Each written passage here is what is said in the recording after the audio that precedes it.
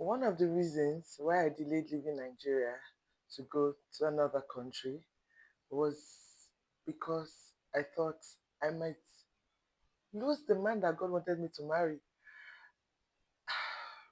Little did I know that it would still happen to me years later when I would have to leave my husband for a season. Not because I wasn't working in the path of God's way for me, but just because life had a different agenda, a different path for me to follow. The joke was on me.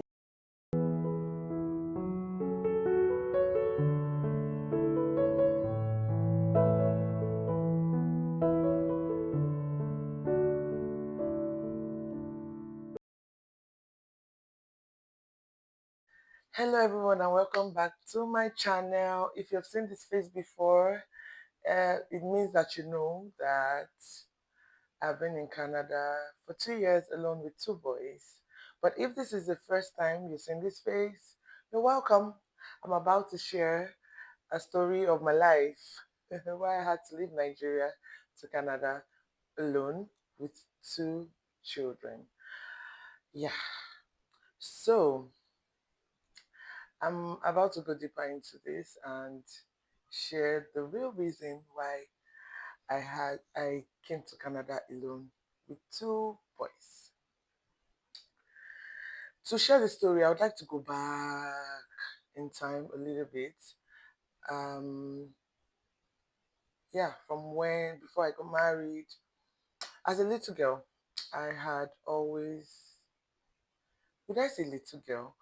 Well, but when I was leaving my secondary school, going looking for university university choices that I would like, trying to make decisions. I remember in SS3 then, many of my classmates were already sitting for SAT, SAT, I think, and some exams to travel out of the country. This would sort of put a longing in my heart. I know it wasn't a conversation at home. Um, Anytime something like that came up, I remember it was usually that, oh, you can go do your masters outside of the country. So it wasn't really a topic at that time, but it sort of put a longing in my heart. I was interested, and my very close friend at that time was traveling out of the country. Yeah, so I believe maybe that was where the desire of moving out of the country began. Anyway, fast forward, I finished from university, I became a pharmacist, and maybe when I first finished, there was still this desire because I remember applying. I applied to some schools outside of the country, maybe a few schools, not too many, maybe two or three. But I was doing this on my own. I didn't know how to go about it. I might have gone about it the wrong way. I don't know, but yeah, the schools did not call me back. So I moved on with my life. I moved on with my life, and yeah, I I I became a pharmacist. I was working, and then I got a wind of express entry into Canada from a friend who was in the process, but I did not get so much details. For someone who has always wanted to go out of the country, that would have been um, a good time to ask questions, to know what I could do to leave the country and go. But I didn't. Somebody asked me why. Yeah. So at this point of my life, I had this fear. I had this fear that, what if I leave the man I'm supposed to marry, the man that's supposed to be my husband, if I leave him behind? That fear, that fear, I believe because I kept thinking about it. I remember I even had a conversation with one of my friends telling her this same thing that, well, it's good for you. You are engaged. I think she was engaged already. Yes, you're engaged to someone. So you guys have planned your life together. So you know that this is a good choice. What about me that I don't have an idea? Because I didn't even have a boyfriend at this time, so I just had this fear that, hmm, I don't think I want to leave now. I don't know if it's the right thing to do or not. Anyways, I did not ask any questions. I didn't pursue. Years later, got married. Yes, and in the first year of my marriage, I heard again that other of my friends were now doing this express entry route to go to Canada, and they started to talk about it. Now I'm married. This is a good time to go to Canada with my family. Yeah, little did I know that there was going to be a stumbling block ahead of me.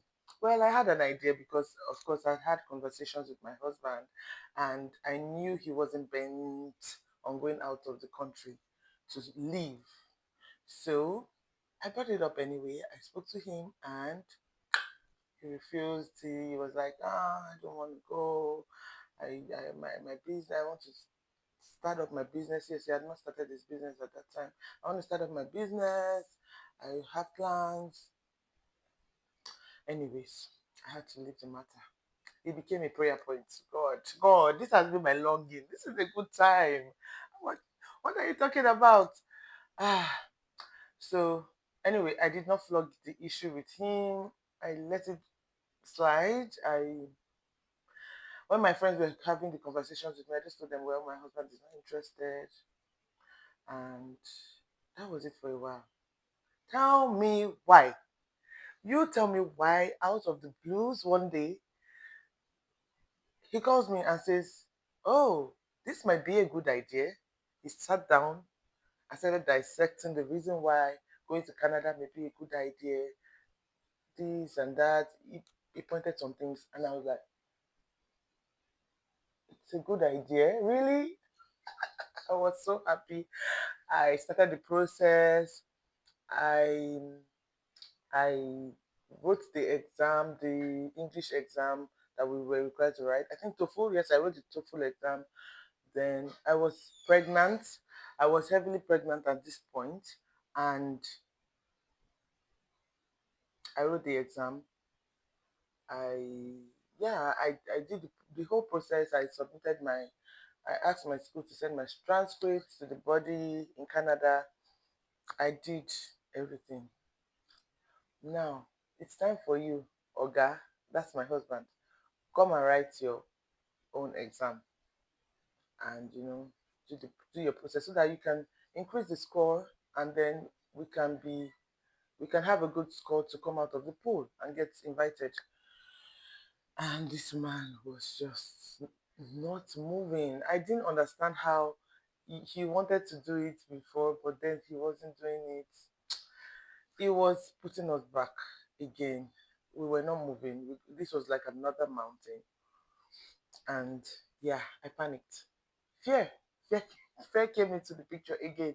I'm like, oh my God, people have done this, people are doing this, people have achieved this. I'm still here. How long are we going to stay in the pool? So I came up with an idea, and I called him and I told him, how about we pull you out of this thing, and maybe we can add you somewhere down the line. So we move forward. This thing is taking too long. And he bought it.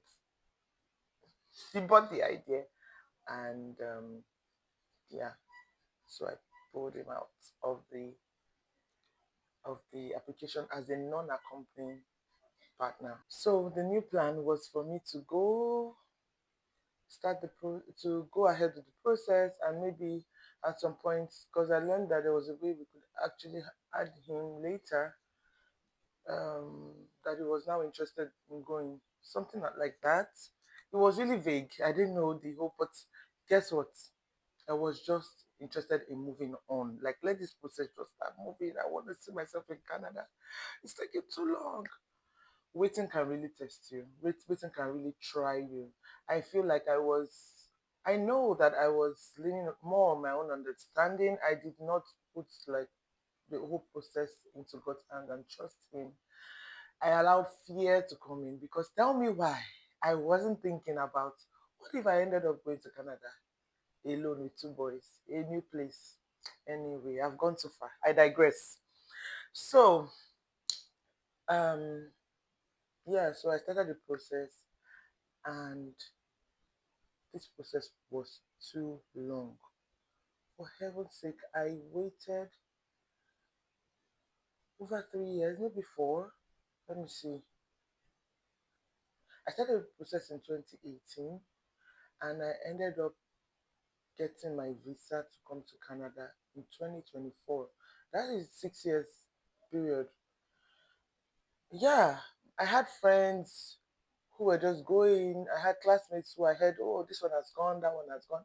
But I had started years back. I'm like, what is going on? Sometimes you just try to push a journey to be faster than it really should be, but God's will still prevail because I was waiting for the day that I would go to Canada, and I waited for 6 whole years. In these 6 years, I had my first son, I had my second son, and I would also mention that after my first son, I was thinking about, oh, they'll soon call us, they'll soon call us. So let's not have any child yet. Let's wait. But instead of getting so long, how long am I going to wait? So we had a second child while waiting. And I would also mention now that I did not add my husband to the process throughout because I think I did not. I told you before, I didn't really know the process. And two, because of things that started happening after then, um, family issues, family things were happening around us at that time, and it wasn't a good time to add him. It wasn't a good time for him to actually leave the country. But by the time we got the visa, it dawned on us, it dawned on me, oh, maybe we should have just done this thing together. Mm. And anyway, it wasn't a time to regret because it's something I've always wanted to do. And I still saw the future, the goal ahead of me was to go out of the country with my family. And I was going to add my husband to this, to join us when I get there. So I did that. I started talking to friends. And they started telling me what was involved. So I started to prepare my mind. It's gonna be a journey, but I was going to add my husband. I was going to apply for my husband to come as soon as I could when I get there. That was the plan. So this journey has really taught me that it's not about what I think or how I see it. I mean, my wisdom is foolishness before God. And I allowed fear to determine the cause of my journey in life. And yeah, these were distractions on the way that probably got me where I am. Maybe, I don't know, if I had wanted to go with my husband, maybe I would still not be here. But anyways, the point is that we shouldn't allow fear to, be the force behind our decisions that we take in life. And I learned this. I also learned to trust God more. On this journey. So the thing that made me not to leave Nigeria years back was the fear that I would probably leave behind the man who I was supposed to marry, who I was supposed to end up with. And I didn't want that. But then I walked into a different version of that fear years years later, which is so funny, which is so poetic maybe, but it showed me that it wasn't my fear that was supposed to direct me, or it wasn't supposed to decide the path of life I walked into, but God was. I was supposed to have, sought the face of God, um, in this on this matter. But there's one thing I also learned, that no matter the journey of life you are in, no matter the phase of life you are in, no matter how you're going through in life, God is still there, because He gave me the grace I needed for this journey. In spite, despite, however things turned out, God was still there, because I had the strength for this journey. That's the truth. I had the strength for this journey, and I don't think I would have been able to do it without God. So this is me encouraging anyone who might be in the situation I am in right now. If you do not have God by your side, you need to get God by your side now. He has the key, the solution to whatever you may be going through on your own journey. And because He knows the end from the beginning, it's better to trust Him than to trust your own thinking, your own thoughtfulness, because you don't know past this very moment that you are in. So, thank you for staying tuned with me, for listening to my story.